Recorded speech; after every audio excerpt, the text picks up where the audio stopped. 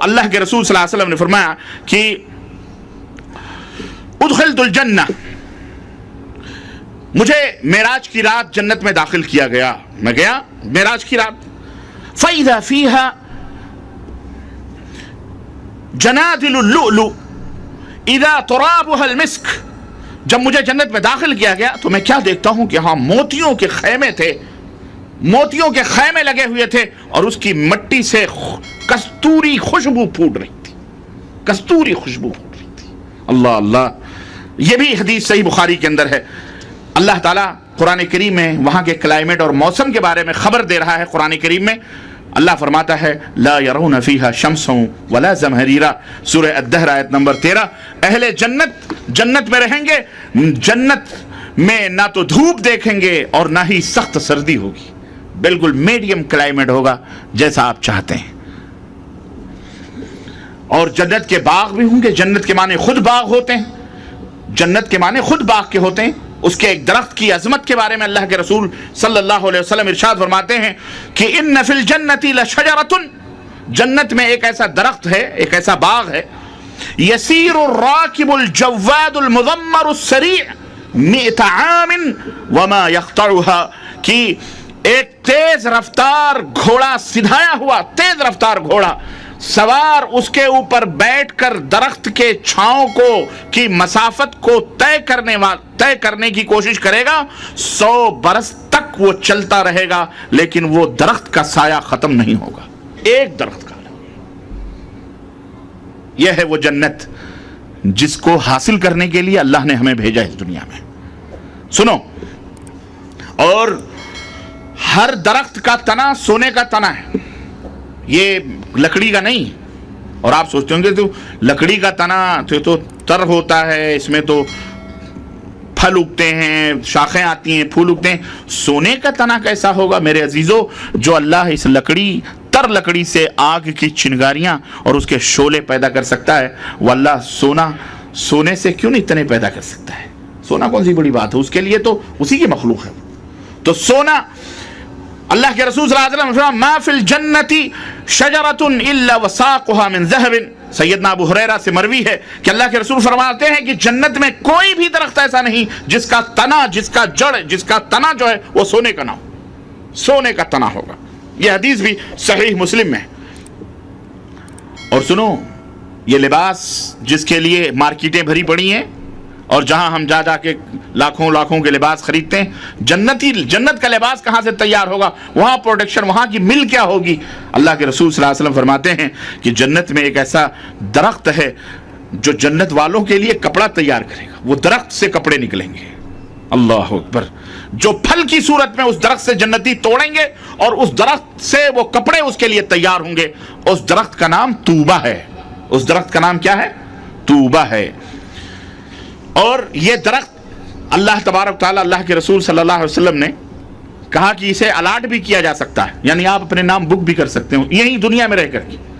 اور مجھے ایک صحابی کا واقعہ یاد آتا ہے، صحابی کا نام میرے دل دماغ میں نہیں آ رہا، بڑی ایک صحابی تھے، ان کی دیوار اٹھنی تھی، لیکن جو دیوار اٹھانی تھی تو اس راستے میں دیوار کے اٹھانے میں ایک درخت آ رہا تھا، پیڑ آ رہا تھا۔ تو جس کا پیڑ تھا اس آدمی سے انہوں نے کہا کہ بھائی یہ پیڑ ہٹا لو اور اس کا معاوضہ لے لو، میری دیوار تاکہ سیدھی ہو جائے، یہ ٹیڑھی ہو رہی ہے۔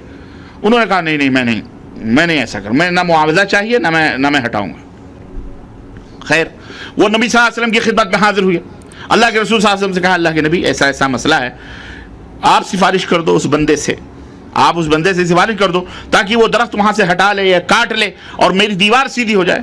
چنانچہ وہ شخص بھی آیا اور اللہ کے نبی نے سفارش بھی کی، اور سفارش بھی ایسی نہیں بلکہ آپ صلی اللہ علیہ وسلم نے فرمایا کہ اللہ کے بندے، تیرے بھائی کی دیوار ٹیڑھی ہو رہی ہے، تو ذرا اسے سیدھی کرنے دے، یہ درخت ہٹا لے، میں تجھے جنت میں ایک درخت الاٹ کرتا ہوں، اللہ سے دعا کرتا ہوں تیرے لیے ایک درخت الاٹ ہو جائے گا، تو جنت میں۔ اب درخت اگر جنت میں الاٹ ہو جائے تو ظاہر ہے یہ آٹومیٹلی طور پر یہ آدمی جنتی بن گیا۔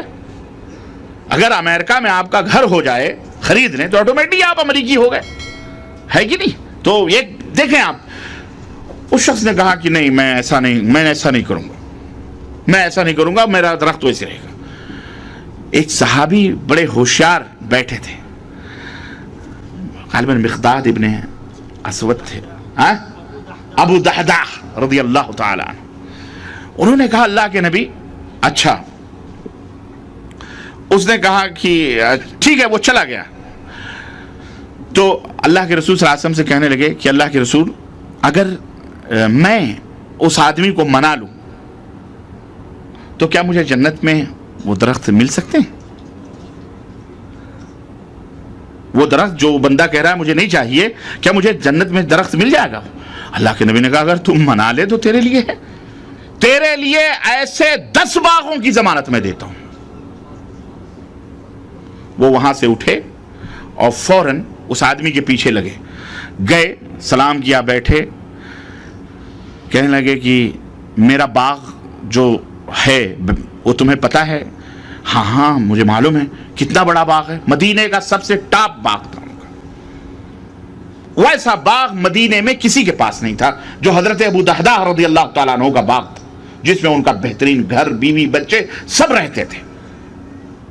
مشہور تھا کہ ابو دحداح کا باغ مزرعہ بہت خوبصورت، بہت بڑا باغ ہے اور بہت اچھا ہے۔ تو حضرت ابو دحداح نے کہا کہ کیا خیال ہے اگر تم وہ باغ لے لو اور یہ درخت جو تمہارے بھائی کے راستے میں آ رہا ہے اس کو کاٹ دو یا یہ مجھے دے دو؟ وہ ہنسنے کا کہا کیا مذاق کر رہے ہیں آپ، اتنا بڑا باغ اور ایک درخت؟ نہیں مذاق کر رہے۔ بولے نہیں مذاق نہیں، میں صحیح بات کر رہا ہوں، تم راضی ہو جاؤ۔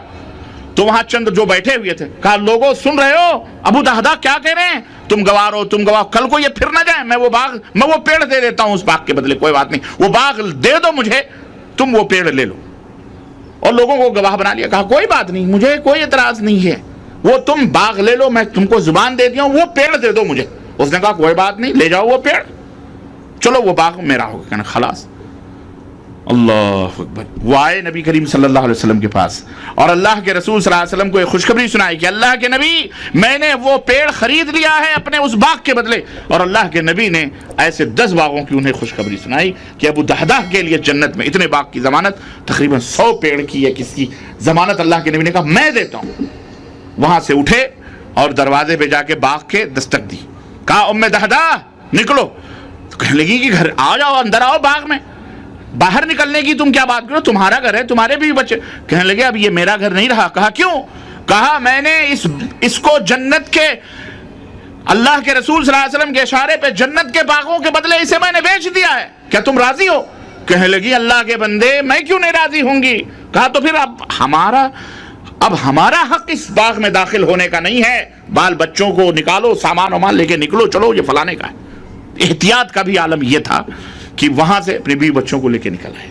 تو میرے عزیزو، جنت میں اتنے بڑے باغ، تو وہ درخت جس کو حقیقت معلوم ہو وہی سمجھ سکتا ہے جنت کی نعمت کو، اور جس کو کچھ پتہ نہ ہو وہ کیا سمجھے گا وہ۔ اس لیے جنت میں درخت الاٹ کرنے کے تعلق سے میں ایک نسخہ اللہ کے رسول صلی اللہ علیہ وسلم کا بتلایا ہوا آپ حضرات کو بتلاتا ہوں۔ اللہ مجھے بھی توفیق عطا فرمائے اور آپ سب کو توفیق عطا فرمائے، اور ہر سامع کو اللہ تعالیٰ عطا فرمائے۔ اللہ کے رسول صلی اللہ علیہ وسلم فرماتے ہیں کہ جب میں معراج کی رات حضرت ابراہیم علیہ السلام سے ملا تو انہوں نے کہا اے محمد صلی اللہ علیہ وسلم، اپنی امت کو میری طرف سے یہ بات پہنچا دو کہ جنت پاکیزہ مٹی والی اور میٹھے پانی والی زمین ہے اور چٹیل میدان ہے جنت میں۔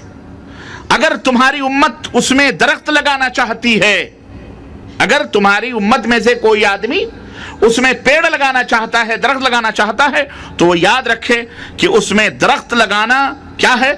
سبحان اللہ والحمدللہ اور اللہ اکبر کہنا ہے۔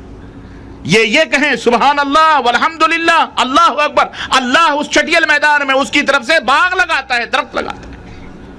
کتنا آسان نسخہ ہے میرے عزیزوں، میرے دوستو، کہ ہم اٹھتے بیٹھتے سبحان اللہ الحمدللہ اللہ اکبر کہتے رہیں، ہر نماز کے بعد اٹھتے بیٹھتے جہاں بھی رہیں، آسانی کے ساتھ ہم اس کو حاصل کر سکتے ہیں۔ اللہ ہمیں اس کی توفیق عطا فرمائے۔